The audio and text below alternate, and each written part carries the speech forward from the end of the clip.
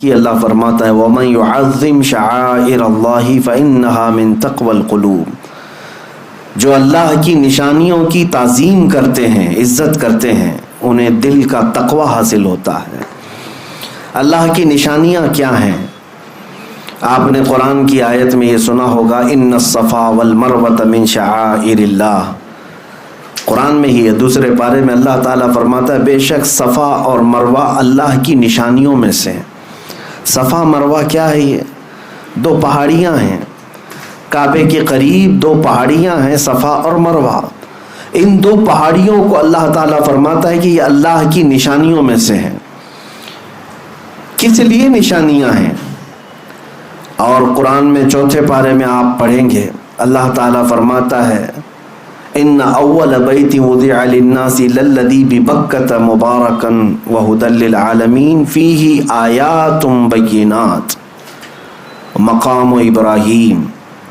اللہ فرماتا ہے سب سے پہلے اس روئے زمین پر جو گھر بنا ہے وہ خانہ کعبہ ہے، جو مکہ میں بنا ہے۔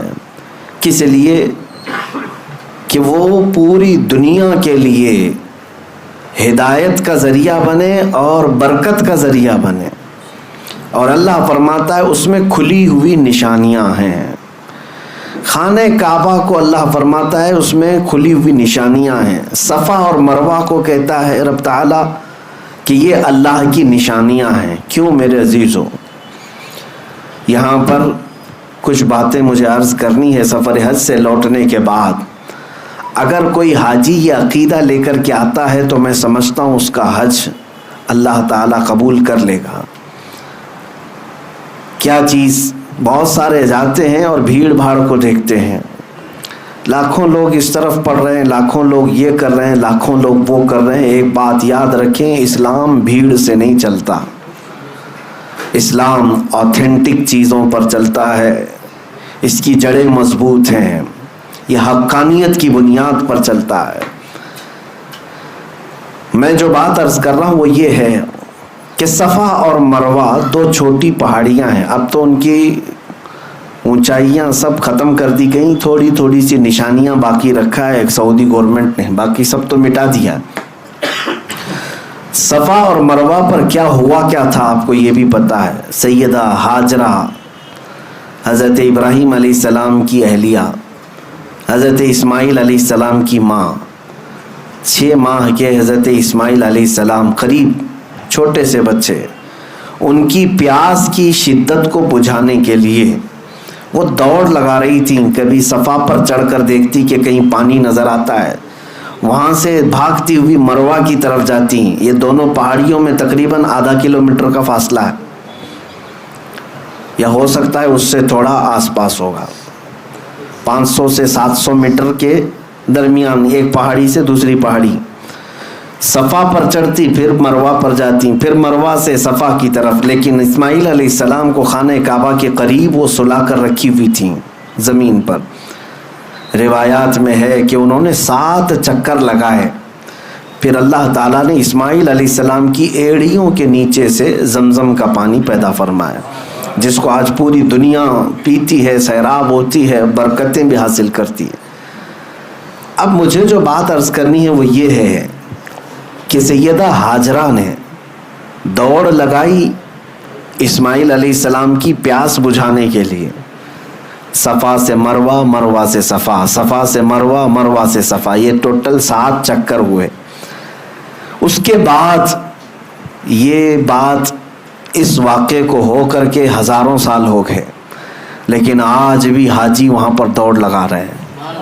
ہر عمرہ پر جانے والا وہاں پر دوڑتا ہے۔ میرے عزیزو، یہ کیا بات ہے؟ اللہ تعالیٰ نے اپنی اس محبوب بندی کی ادا کو قیامت تک آنے والے حاجیوں کے لیے واجب کر دیا۔ یہ اللہ کی نشانی ہے، دونوں پہاڑیاں۔ اب تم دوڑو گے، جو بھی حج کے لیے آئے گا، عمرہ کے لیے آئے گا، دوڑے گا۔ اب مجھے آپ یہ بات بتائیں، کیا آپ بھی کسی کی پیاس بجھانے کے لیے دوڑتے ہیں؟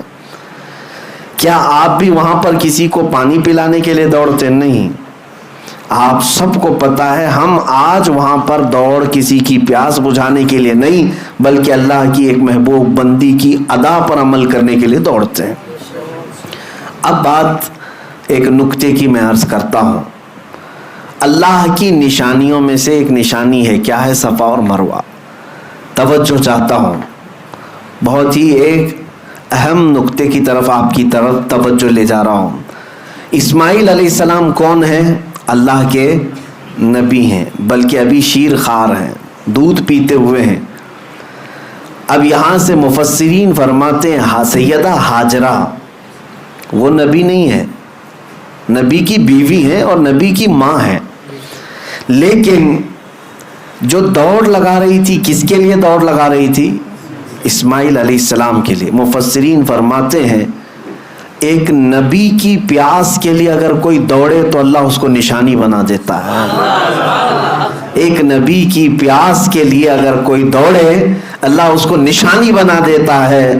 اے میرے عزیزو، اگر میرے مصطفیٰ کی عزت کے لیے کوئی دوڑے تو یاد رکھنا قیامت تک اس بندے کو بھی اللہ نشانی بنا دیتا ہے. بے نشانوں کا نشان مٹتا نہیں، مٹتے مٹتے نام ہو ہی جائے گا.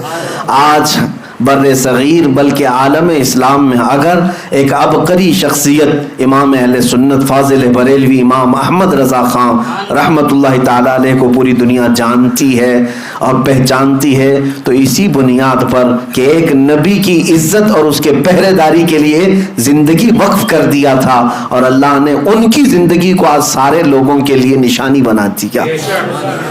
میں اللہ کی نشانیوں میں سے جو نشانیاں ہیں اس کو یہ سمجھ کر کے آیا کہ اب ہمیں اللہ تعالیٰ کی نشانی اگر بننا ہے تو میرے عزیزو نبی کی عزت اور ان کی محبت کے لیے دوڑ لگانا ہوگا.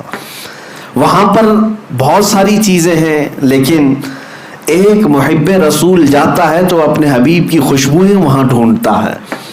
بعض بدبخت جاتے ہیں، وہ کہتے ہیں کہ یہاں پر اب مصطفیٰ کریم صلی اللہ تعالیٰ علیہ وسلم کا نام لینے کی بھی ضرورت نہیں. نعوذ باللہ من ذالک.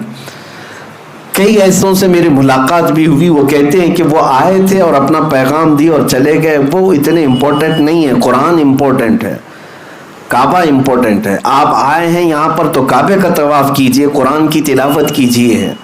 نبی نبی کیا کہتے ہیں؟ یہ ان کی مت ماری گئی ہے. میں نے ان سے کہا کہ نبی اہم نہیں ہے. ایک وہیں کے مقامی رہنے والا برسوں سے رہتا ہے، وہ کہہ رہا تھا کہ نہیں وہ اہم نہیں ہے، قرآن اہم ہے، کعبہ اہم ہے. میں نے کہا احمق کو دیکھو، اگر نبی اہم نہیں ہے تو ایک غیر اہم شخص اگر قرآن لا کے دیا ہے تو قرآن کیسے اہم ہو گیا؟ اگر وہ اہم نہیں ہے تو غیر اہم آدمی اگر کوئی کتاب کے بارے میں کہہ رہا ہے یہ اللہ کی کتاب، تو تو نے مان کیسے لیا کہ یہ اللہ کی کتاب ہے؟ پہلے تجھے یہ تسلیم کرنا پڑے گا جو قرآن لایا ہے وہ سب سے اہم ہے. جس نے کعبہ کی عظمت بتائی ہے وہ سب سے اہم ہے. اگر وہ عظمت نہ بتاتا تو ہمیں کیا پتا؟ اگر وہ قرآن کے اوراق ہمارے سامنے تلاوت نہ کرتا تو ہمیں قرآن کیا پتا؟ اس لیے میرے عزیزو ہمارا معاملہ تو یہی ہے جو امام اہل سنت فاضل بریلوی نے فرمایا ہے کہ طیبہ نہ صحیح افضل، مکہ ہی بڑا زاہد، ہم عشق کے بندے ہیں کیوں بات بڑھائی ہے. اعلیٰ حضرت فرماتے ہیں کہ اے لوگو تم نے تو ابھی نبی پاک صلی اللہ علیہ وسلم کی عظمت کو دیکھا ہی کیا ہے.